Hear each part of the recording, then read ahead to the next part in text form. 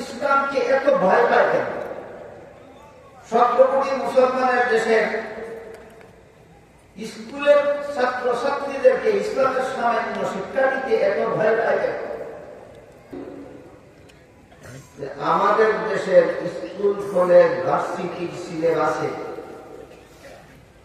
যেহেতু কলেমা কালাম শিখার ব্যবস্থা নেই, উজু শিখার ব্যবস্থা নেই, নামাজ থেকে শিখার ব্যবস্থা নেই, এই জন্য আপনারা যারা নিজেদের ছেলে মেয়েদেরকে একাংশই স্কুল কলেজে পড়াবার জন্য ভর্তি করাবেন, ভর্তি করাবার আগেই নিজের ছেলেদেরকে নিজের মেয়েদেরকে কলেমা কালাম শিক্ষা দিয়া, উজু গোসল শিক্ষা দিয়া, পাক শিক্ষা দিয়া, নামাজ কালাম শিক্ষা দিয়া তারপর ভর্তি করা। আপনি যদি আপনার ছেলেকে আপনার মেয়েকে নামাজি বানাইয়া স্কুলে ভর্তি করেন, তাহলে স্কুলের শিক্ষাগুরুরা আপনার ছেলে মেয়েকে আর বেনামাজি বানাইতে পারবে।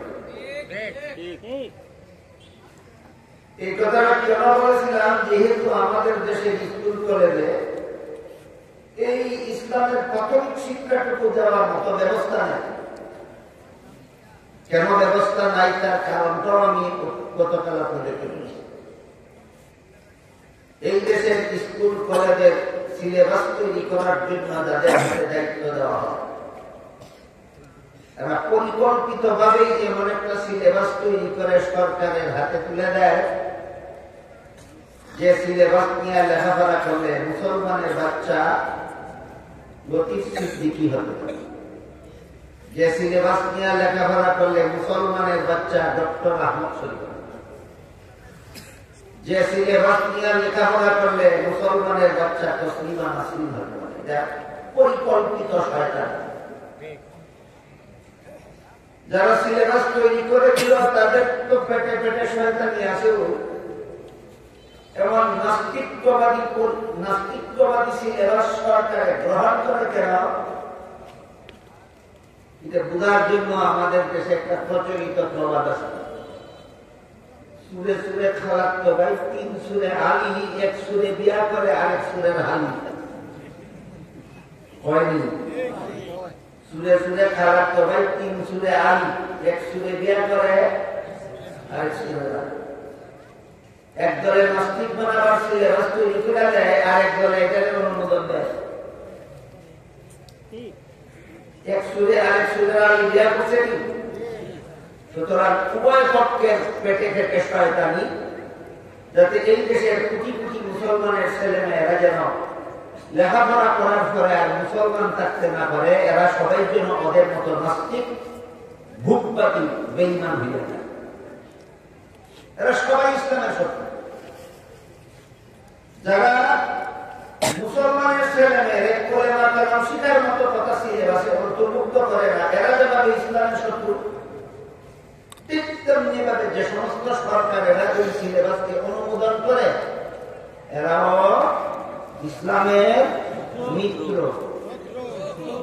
দুটোটা ইসলামের শত্রু। ওই এক সুরে দিয়া করে আরেক সুরে শামিল। এরা ইসলামকে এত ভয় পায় কেন?